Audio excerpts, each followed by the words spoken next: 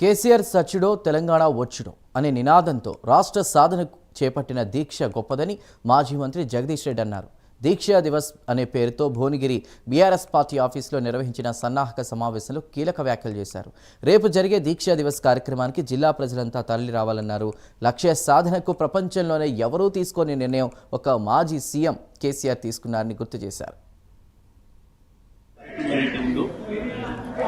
దానికి సంబంధించి ఈరోజు భువనగిరి జిల్లా పార్టీ ఆఫీసులో ముఖ్య కార్యకర్తల సమావేశం నిర్వహించుకోవడం జరిగింది. జిల్లా స్థాయిలో ముఖ్య నాయకులందరూ కూడా రావడం జరిగింది. మన ప్రభుత్వంకు మాజీ సునీత మహేందర్ రెడ్డి గారు, రాజశేఖర రెడ్డి గారు, లక్ష్మణగౌడ్ గారు, అదేవిధంగా సందీప్ రెడ్డి గారు, జిల్లా పార్టీ అధ్యక్షుడు అభిషేక్ గారి నేతృత్వంలో సమావేశం నిర్వహించుకోవడం జరిగింది. కింద ప్రభాకర్ గారు ఈ కార్యక్రమాన్ని పెద్ద ఎత్తున నిర్వహించుకోవాలని తెలంగాణ రాష్ట్ర ఏర్పాటు చరిత్రలో ఒక ముఖ్యమైన ఘట్టం కాబట్టి కేసీఆర్